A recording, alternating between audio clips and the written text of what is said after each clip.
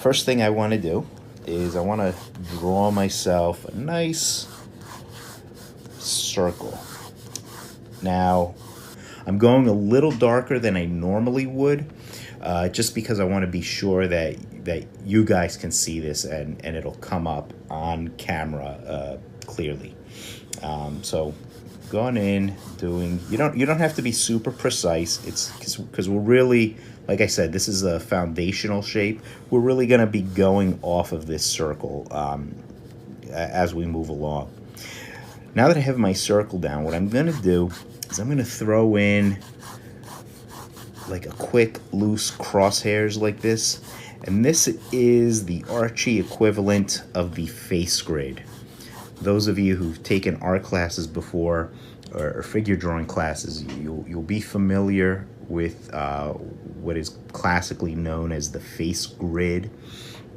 And that's actually something I could touch upon in another video. If you're interested in that, please let me know in the comments. For Archie, since he's a cartoony character who's not anatomically correct in a realistic way, I find that this crosshairs is enough of a grid for me. It gives me enough of a guide to go by. And notice that my crosshairs are slightly slanted, slightly bent, and I'm bending them a little bit in the direction that Archie's head is facing, and I'm having him facing slightly to the left here. Okay, now that I've drawn the crosshairs, I'm going to go in, and I'm going to give him his eyes right above this line. And his eyes are these sort of half circle, half elliptical things. They're not complete circles. They're not totally round. He doesn't really have an iris, not much of an iris. He has a black pupil. And I like to give him a little sort of highlight in that black pupil in some close-ups. Okay. And now I'm getting a little darker. You don't have to go too dark, especially at this stage, because you may just be, you never know if you may need to erase. So until you're sure you're not going to erase, you probably want to keep your lines light. Okay, now right here we're at the intersection of the crosshairs. This is where Archie's nose is going to go. Now his nose is basically a letter C. Okay, sometimes people stretch out the nose too much and they make it kind of like half a peanut. Or sometimes they make it a little too squared off. I just do like a round letter C. Now I'm going to go in and give him his mouth. And Archie's mouth is usually pulled over to one side, more so than the other.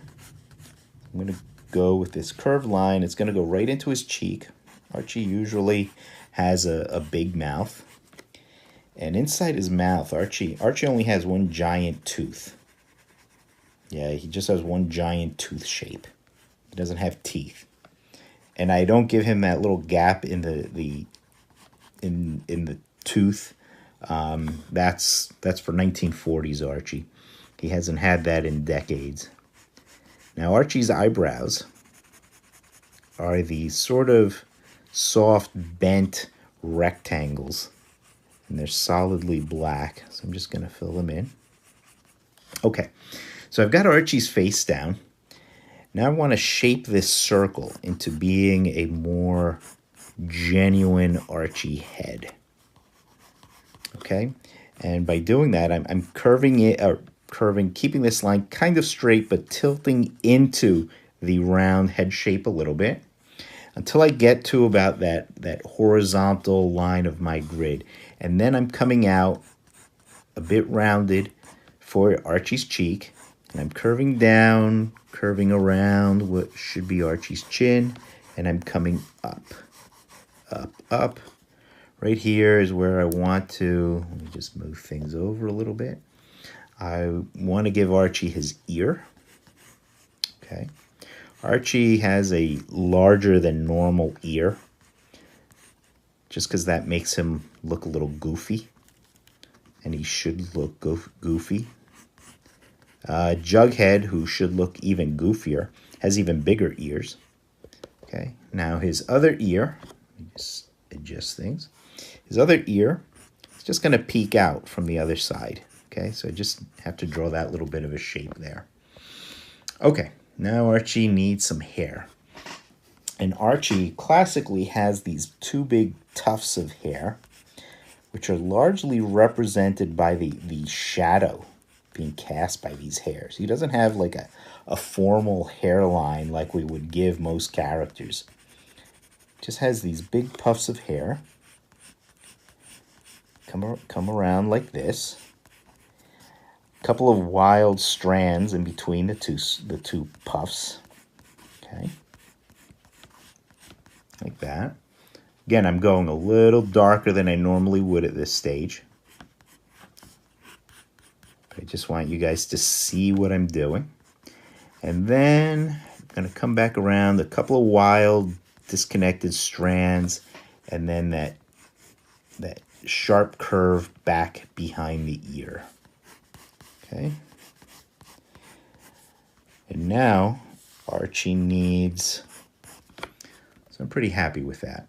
But now Archie needs two of his most trademark details, one of which is the tic-tac-toe pattern etched into the side of his head, which is supposed to be actually a buzz cut. It's supposed to represent his hair being buzzed very short. And if you look at early shots of Archie back in the 1940s, when he was drawn by the original Archie artist, Bob Montana, he really used to represent that as some really fine cross-hatching. But the cross-hatching's opened up over the decades, and it's become now this sort of trademark waffle pattern. And now, you know, sometimes people ask me what that is, and now you know. Okay, Archie's other trademark, his freckles. And Archie has 3 freckles on each cheek. And in certain close-ups, I'll give him 2 above the nose. 3 freckles on each cheek. And he's looking almost there. The thing I want to do, just so his head isn't floating in space, I'm going to give him a little bit of a neck. Be careful you don't give Archie too thin of a neck, because then he ends up looking like a funny stop sign or a weird lollipop. I'm going to give him a short collar. Another thing I want to mention is the pencil drawing as it stands. I drew it darker, probably much darker than I normally would, just because I want you to be able to see what I've done, and so that the lines really show up on the camera. And in fact, I drew so dark, what I want to do first off is to take my eraser, got a nice brand new eraser here, and believe it or not, I'm going to erase, that's right, I'm erasing everything that we drew last time.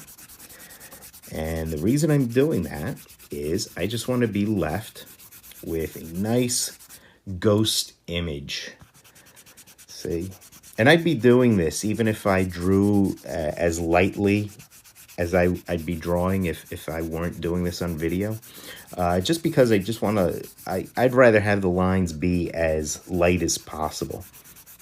Markers, believe it or not, are a translucent medium, which means you can see through them. So pencil lines, unless you get rid of them, will show up through your markers. And, you know, sometimes that can give you a neat effect. Sometimes that could give you this really cool, painterly, kind of sketchy effect. So you may want that. But if you don't, what I would do at this stage is really erase and get the lines off. Now I'm leaving just this ghost image. And it's this ghost image that I'm going to be coloring. Okay, so now that I'm left with that, I'm going to start off with one of my Copics. And this is the R02 Flesh Tone. Okay, and I'm using the brush tip of my flesh tone. This is just their basic flesh tone. And I'm just gonna add a little color to Archie's cheeks. A little color to his cheeks there. Maybe underneath the nose a little bit. Sort of indicate a little lower lip underneath the chin there. A little bit underneath the chin. Okay. Now I'm going to switch over and I'm going to go to one of my chart pack markers. And the chart packs don't have the soft brush tip of the Copics. The chart pack only has this one beveled tip. And I like the chart pack. A lot of people don't like the chart pack because they bleed. But that bleeding, believe it or not, will help the marker blend better. So I'm going to wherever I would imagine that Archie's skin is going to be a little bit darker, and I'm adding, this is pure flesh tone, the flesh tone for this this particular brand of marker, which is a little orangey, but that's okay. Then I'm gonna go in with the pale flesh. Okay, this is from the same brand, Chart Pack, and with the pale flesh, I am going to go over, and I want to work from the top to the bottom. So what I'm doing is I'm working around Archie's head. Okay, I'm working around. I'm going right over where I drew his eyebrows, because that's going to be black later, and that's fine. I could just go over that. I'm going to go over his nose, leaving his eyes white, going over his nose. I'm going to go over his freckles too. I'll add that over the color. I'm going to go around the mouth, using the sharper end of the point to go around the mouth, going around the face, underneath the lip there. Now, I know you're looking at this and saying, wow, he's looking kind of orangey. That's okay. Always remember that the marker colors dry lighter than how you're applying them. So he's going to be a little orangey right now. And notice too, I'm also starting with the flesh, with his skin tones, because I don't want other colors to contaminate the skin tone. So for example, now I'm going to go with the pure orange to go into the hair. Okay. Go around, go around, go around. It's a little bit of bleeding, but that's okay, because remember, I still have to add inks to this. And the good news is that the inks could actually hide some of that bleeding. And you'll hopefully will see that in part 3 of this series. Okay. So now, already the colors are settling. So what I'm going to do is I'm going to take my pink a little bit, and I'm going to just cook those cheeks again to give him that nice rosy look to his cheeks. I'm going to bring out that lower lip, bring out the dimples again, maybe a little bit in the inner ear.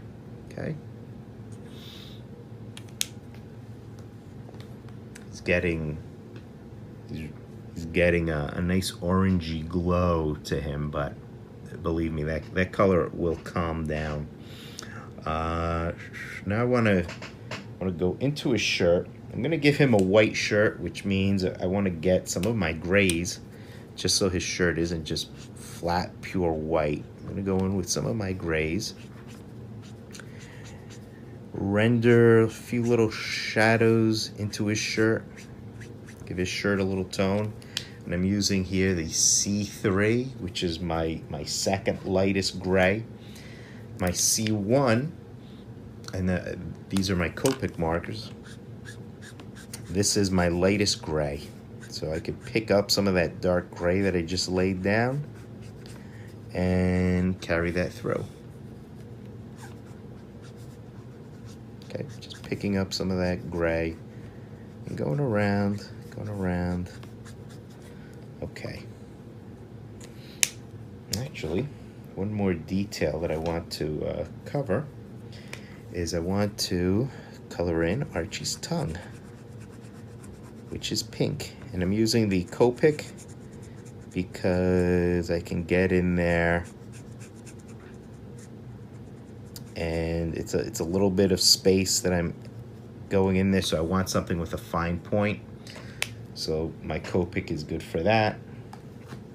Okay, now what I'm going to do is I'm going to take my Frost Blue chart pack marker, and what I'm going to do is I'm just going to go around Archie's head, and I got to be very careful because I don't want to bring that blue so close to Archie that it's going to bleed into him. So I'm just going to go around him. And this is something I may pick up again later, just to reinforce. I'm just going to go around him and just give him kind of this framing bit of color, almost like he's outside. Catching a little bit of the orange there, but that's okay. Believe it or not, there's a lot that we can clean up, pick up in the inking. Okay, and I'm just gonna go nice and loose every which way, without looking sloppy. Just want a kind of a natural halo of blue around him to frame him a little bit. And he is just about done, at least for this stage.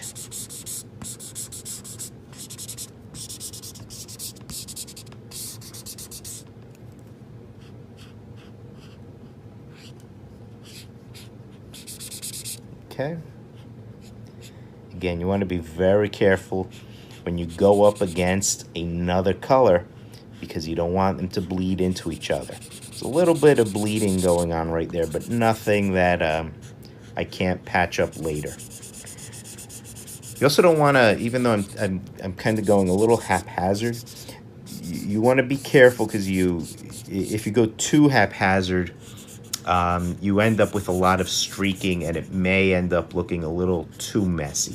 So while you do want to have a little freedom in your strokes, you want to have a sort of a controlled freedom.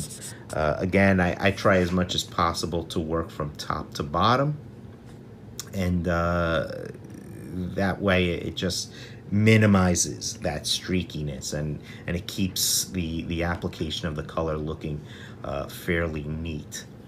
So I think that about finishes the color. Always remember, any sort of wet medium, and markers certainly qualify, wet mediums will change when they dry. So markers, you know, sometimes we lay down some colors and they look a little too vibrant. Let it dry before you panic. Let it dry and it may settle down a lot more. Okay, so he's in perfect shape. You may also notice, there's a little bit of fuzziness right around some of our edges here. And that's gonna be okay, because what I'm gonna do is I'm gonna take care of that now with the inks. And any fuzziness or any gaps that remain afterwards, I could take care of that too. Okay, so for my tools, now again, I'm approaching this as though I'm inking at a convention. And at a convention, I don't always have the luxury, the room, the time to lay out a bottle of ink and a cup of water and palettes and all that. So I will use a brush pen. And my preferred brush pen is this one.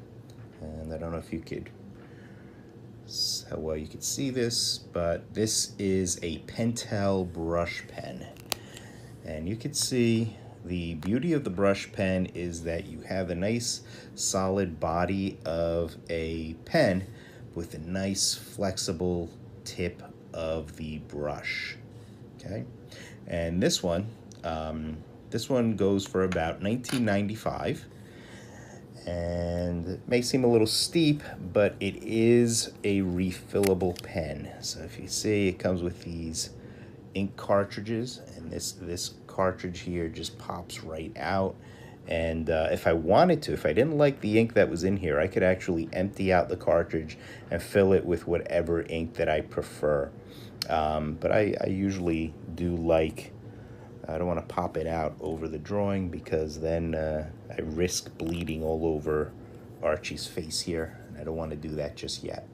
So I'm going to be using the Pentel brush pen for some of the work, and I've also got what is called the Pilot Pocket Brush Pen. This one was recommended to me by my friend and frequent collaborator Giselle Legacy. And this is nice because it's got this nice little, that point may not seem flexible, but it really is. It really is more flexible than you may think. And it's a pretty cheap pen. They're about, they go for between $5, $6, maybe 6 and change at the most. Not the easiest pen to get, so I just order them from Amazon. I find them on Amazon.com, and I may actually just post the link to it in the comments below when I put this up. So I'll be using that too. Now for some fine work, some of the finer details on Archie here, I may be using the Faber-Castell Pitt Artist Pen. And I've got the extra small size and the small size. Now the Pitt pens, they have this fairly hard, there we go, fairly hard, solid point. Not much flexibility to it. Okay, so I'm not a big fan of it for all my lines, but for the fine details, in this case, I'll be using it for Archie's freckles, maybe his tic-tac-toe mark there on the side of his head. But that's about it. I'm also not a big fan of the ink in the Faber-Castell Pitt pen, but it's serviceable. It does its job. Sometimes I touch it up later, but we'll get to that. Okay, so I'm also, just to remind you from my last video, I'm working on Bristol paper. Okay, so the Bristol paper is good because it will stand up to the marker. It'll stand up to most inking, pretty much any inking. You want to work on 2-ply Bristol or more. Okay, now what I'm going to be doing is I'm going to be starting up here, and I'm using the Pentel brush pen, and I'm putting the pen down, and I'm pulling the pen. I'm pulling the nib. You can see now I'm whipping the pen just to get that hair stroke. And I'm working from upper left to lower right.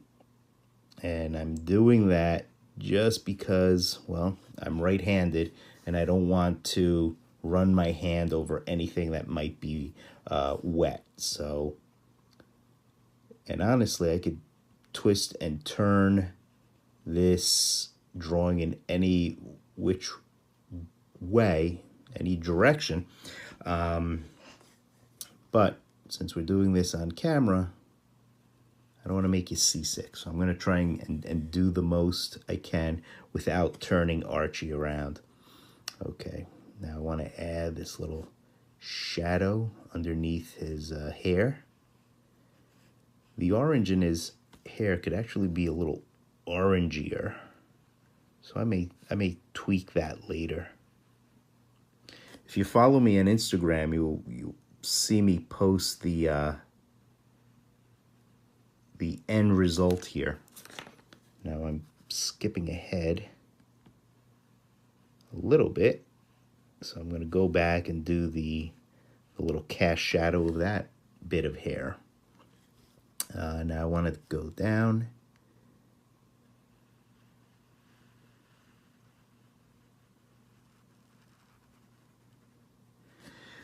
And you notice you really want to tackle lines in as few a stroke as you can. Okay, you don't want to stop in the middle of the line and then try to go back and pick that up, because what happens is sometimes you're just not able to pick it up. Not neatly, not totally neatly. So I really try to lay down as few lines as possible. And again, you know, I'm not going back and forth. I'm not doing these jerky little motions with my wrists. I'm really trying to lock my wrist in place. I put my nib down and I pull. I put it down and I pull. Sometimes I'll go back and doctor any lines that may be a little too fuzzy or a little shaky. I want to go in to his shirt. Now there, I did that line in 2 strokes. Not ideal, but again, I'm a little limited because I'm not picking Archie up and spinning him around in all directions as I normally would. Okay.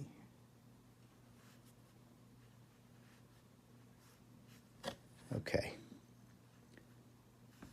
So, and again, remember some of that fuzziness that was hanging around. Some of that has been taken care of. Now what I'm going to do is I'm going to go to that Pilot brush pen, okay? And because this has a little bit of a harder point, it's going to be better for some of these smaller details. Now I will turn Archie a little bit. Okay. I want to be very careful. I don't want to smear his ear.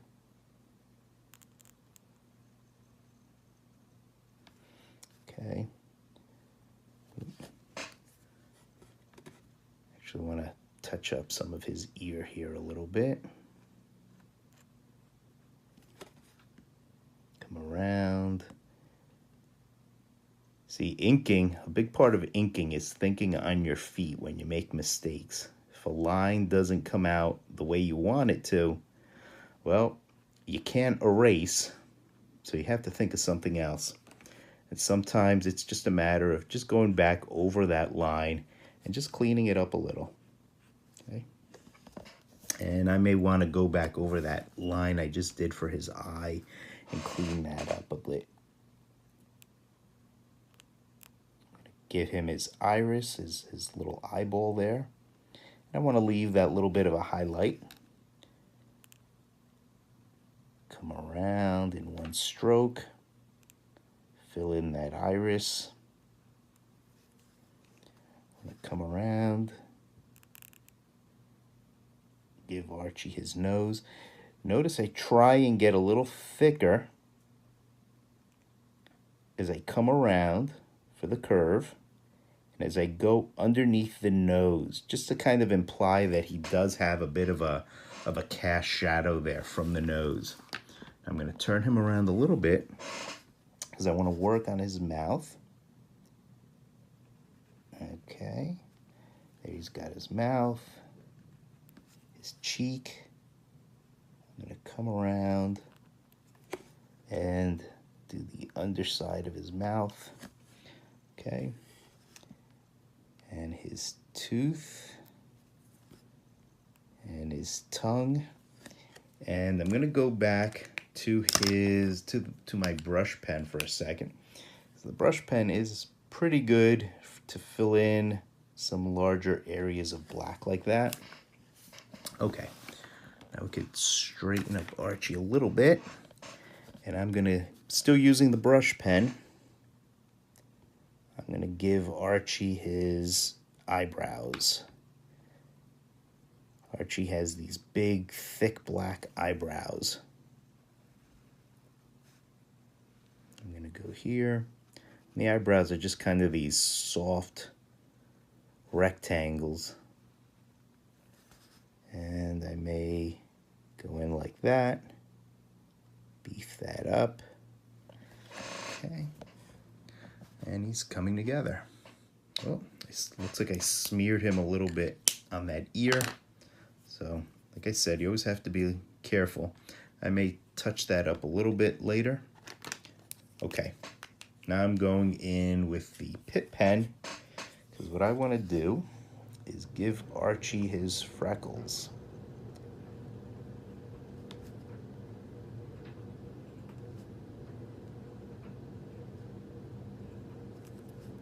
Gonna touch up his eyeball a little bit too. Like I said, I'm gonna do his tic-tac-toe marks here. Those lines are a little thin, so I may actually do it with the pocket pen. I'm gonna go in and do his freckles. Later, after I've given the ink time to dry, I'm gonna go in with my Copic orange and color in his freckles. Okay. Not really crazy about the line I'm getting for his tic-tac-toe mark. So I'm going to go in back with the Pilot brush pen and just pull. I'm going to turn him around this way, and I'm going to pull. And I pretty much have him just about done. I can go over that ear a little bit just to get rid of some of that fuzziness.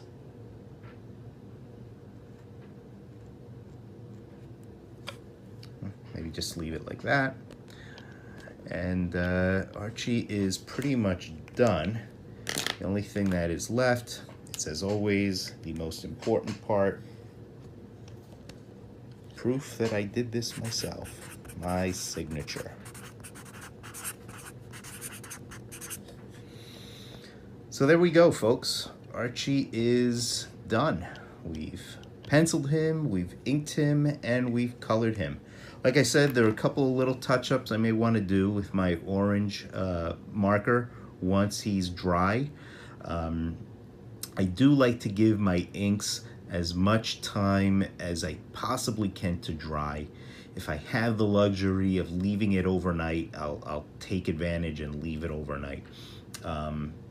But otherwise, you know, the most possible time I could spare it to dry, I'll give it.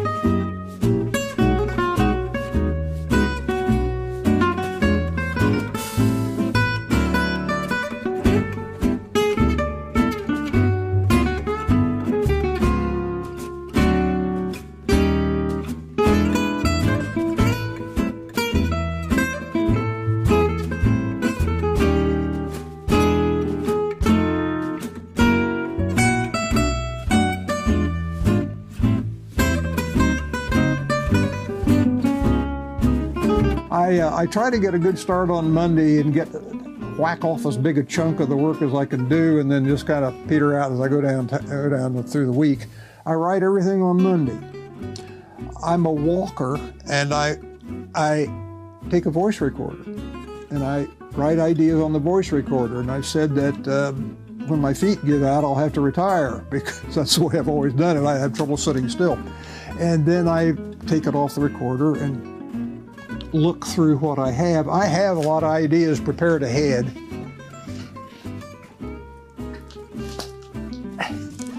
These are daily strip ideas, 2 to a page. And I found out historically that about half of them I use. And then there's another Sunday pages, 2 things there. So I figured, well, I never tried to write more than I needed. I would just write whatever I was capable of and then put them in a notebook. When I draw a strip, I'm my own editor, which is not easy, so I just stick them up here so I can look at them the next day or two later and catch my mistakes, if I catch my mistakes. Because I will invariably find, oh, gee, I left out a letter, or a wrong word, or I got some mistakes, and that just allows me to correct them. Because you can do something, look at it, looks great, and the next day you see that you've erred somehow. And I try to catch it, and that's why I put them up there. And then when I feel that that's the best I can do, I take them down, put them away. My whole system, such as it is to sit down and look at something and say, well, I like that. I'll draw it. And that's it.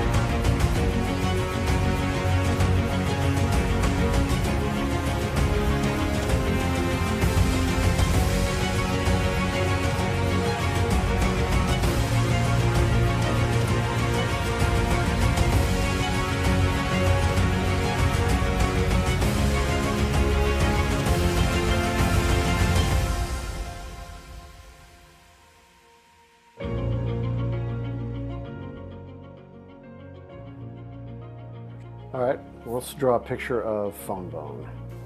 Phone Bone's not that hard to draw. It's just a few lines. You just got to get the expression right. You practice it a few times, you'll get it, and then you can start to imagine what Phone Bone would look like if he was thinking different things. Phone Bone is a very happy character, so that's why he's got a big smiley face. All right, to complete his happy expression, he has like these eyebrows above his head. I'm going to put him high in the air because he's in a good mood. One of the points of the thicks and thins is to show weight or mass. That's why the underside of his nose is a lot thicker. It also helps me show what shape or form of Phone Bone is in front of the other. Get those big feet.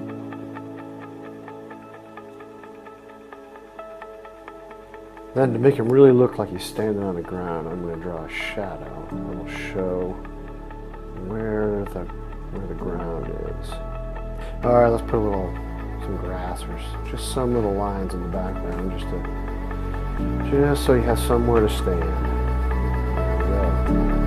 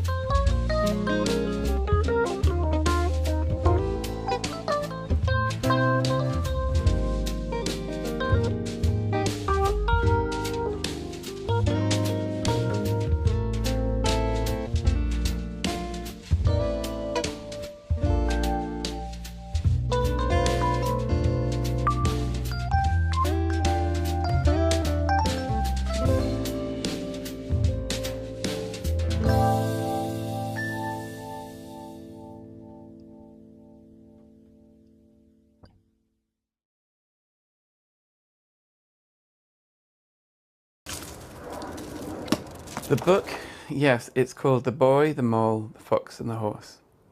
And it is centrally about a boy, a mole, a fox and a horse.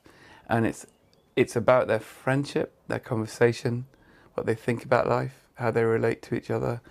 It's about their fears, their dreams, their hopes, what they struggle with. It's really a graphic, small graphic novel of images with conversation over landscape. With you've got the boy who's naturally inquisitive. He's probably about 6 or 7, asking questions, usually, and the horse answers them. The mole has answers. The fox rarely speaks. The fox is being damaged by life, so he's silent essentially. But they love him. But he's silent. So the 4 of them just meander around, looking at things and chatting. There's no real narrative like this happened and then this happened and here they are and then, there are 1 or 2 events, but essentially the conversations are the book. And it's actually a very simple book. I wish I could describe it in a really like clear way, but it's a book that I think, in essence, would need to be discovered. And it's a bit like trying to describe a cat. If you've never seen or met a cat, it's quite hard to describe. But it's a very simple little narrative, almost a narrative, about these guys. And into vulnerability, they're quite vulnerable with each other. They dare to be vulnerable, which makes them closer. It's that kind of thing. And it's really for anyone. It's Maya, who's 3. My mum's 88. So anything between, yeah. And also, I think, when I was doing the early drawings, I have an Instagram account, and I would put the drawings on the account, and I really loved reading and responding to people and how they felt about the drawings. I have quite a lot of people going, yeah, my son's struggling with this, or I am struggling with that, or I've got a horse like this. Yeah, the answers were so varied and moving, and they really helped me sort of generate the conversations and the direction of the conversations.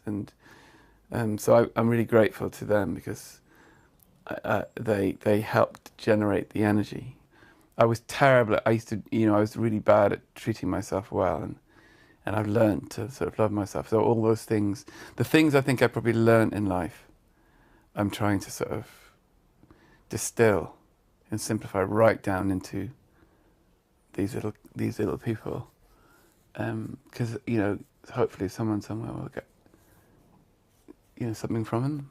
I have no idea, when you do a bit like this, which is quite open-ended and it's asking questions, and it's not,